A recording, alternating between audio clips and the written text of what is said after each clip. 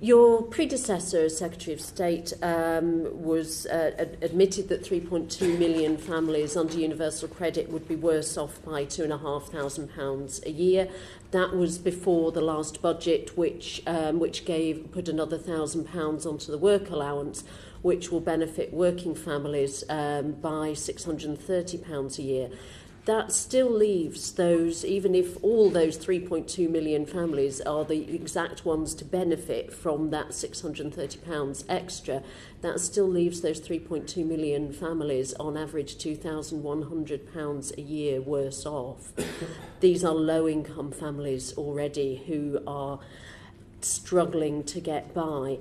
Was this the department's intention? Is it your intention as Secretary of State to make 5% of the country's, 10% of the country's families that much worse off? By 2020, we will be spending £2 billion more than we would have been spending under the previous legacy benefits. So I don't accept that, which seems to be at the centre of your question, that universal credit is about, it's just spending less money. What it is about is making sure that people are affected. Yes. I'm just putting a sort of counterpoint, which is that by 2020 we'll be spending £2 billion more than we would have under the legacy benefit system. So the point about universal credit is to try to obviously protect the vulnerable, make sure that they are looked after, but also the core of it is this plan to try to make sure that people can get into work and have the additional money without having the terrible cliff edge along the way. And from that point of view, it is succeeding, and we know that people are going into work who wouldn't have been doing so before.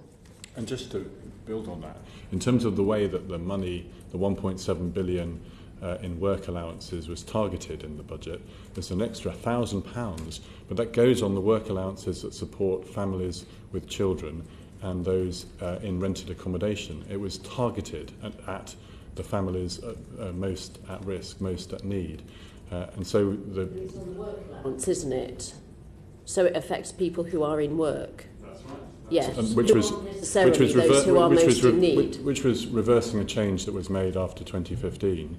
And the result of all of that is that, as the Secretary of State says, universal credit will now cost more each year in steady state than the legacy benefits it replaces, and that's something that the OBR have reflected on. Won't cut much ice with people who, with the over 3 million families who are due to lose over £40 a week. Saying that other people are getting more money is not going to help them in their circumstances. Do you agree, Secretary of State? All I'm saying is that the money was so there's more money being spent, and it's targeted on the people who are most at need. Ruth is a different point, Peter. Okay. She's saying, nevertheless, whatever you're doing with some people, there's a substantial number of people who will be worse off, sometimes very worse off. Now, how do we square that one? So first of all, we're spending more money than before overall. The second thing, as the Secretary of State was saying, one of the advantages of universal credit is you don't have the complexity of 6 benefits, where you have to keep claiming, reclaiming. We know all that. We know Permanent Secretary. Which is worth another 2.4 billion. Can I just explain that the rationale under universal credit that particularly concerns me, and why so much more money is going into it, is because it's reducing the clawback, which under housing benefit was 80%, down to the standard 63%, which none of us would disagree with. But what that means is that people in areas of higher cost rent and with higher wages are seeing more money in their pockets. Those are the people who, under the legacy system, under universal credit, are actually the ones who are better off. Unfortunately, what happens in any area where you have more demand than supply of housing and you have renters with more money in their pockets is that rents go up.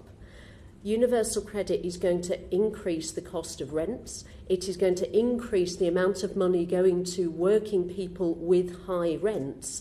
But as a quid pro quo, what is happening is that these 3 million plus families who are on low incomes, 74% of them own their own homes, so they're actually people who've tried to do the right thing. They are the ones who are going to be substantially worse off. The work allowance that was put in the budget, £1,000, goes nowhere near the £3,500 that was taken off lone parents' working allowance in the 2015 budget.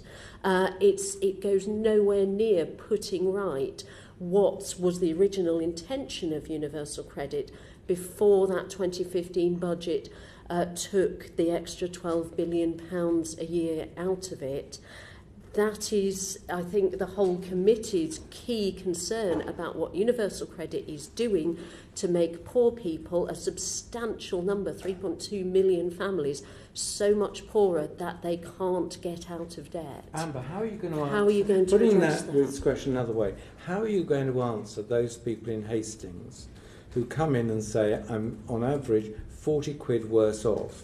Do you think telling them, oh, don't worry, but other people are better off as a result of universal credit is satisfactory? No, I don't think that's satisfactory. And of course, everybody will have different circumstances. You know, there may be somebody who benefits, for instance, from the fact that you can now earn £12,500 without paying tax at all.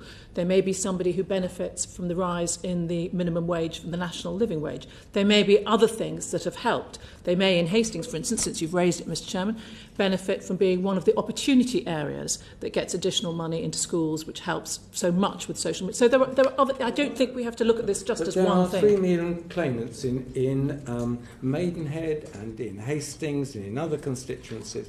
People will be coming to the surgeries and saying, I'm worse off. We all know in our constituencies people don't come in to say, gosh, I've got more money and everything's going honky-dory. They're coming because something's wrong, something's affecting them. Do you really think it's adequate to tell those people, don't worry, being worse off, we've made other people better off? But I don't accept that. My answer to your question has been that there may be other things that have made them better off that this government has done. For instance, taking people out of tax before they earn £12,500, which has been very significant. 32 million people have been taken out of tax altogether. There are other parts to this, which is part of a system to try and make sure that work always pays and that people on low income are looked after. All right, we'll come back. We'll ask the CAB locally to present you, Amber, with people who will be worse off by these sorts of sums and who haven't benefited by what the extra money we've put into schools and so on. Is that right, Bruce? Could I just say that after the Treasury, the IFS produced figures post-budget to show that actually the lowest two-thirds of the deciles of the population are worse off after all the tax and benefits changes put together. The ones who are worst off are the lowest decile, next worst off are the second decile, and so on, going up. So they are the ones who are paying for this. After all the tax and benefit changes, they are still substantially worse off. I've also seen that income inequality has not changed since 2010. Those figures also confirm that the highest paid are paying a greater share of tax than ever before. So it's not. I don't think it stands on its own. Amber, we'll come back on this because it's quite possible to have that sort of distribution, and in Birkenhead and in Hastings and in Maidenhead, people being reduced to destitution. So we'll come back, if we may, on all of that. Chris?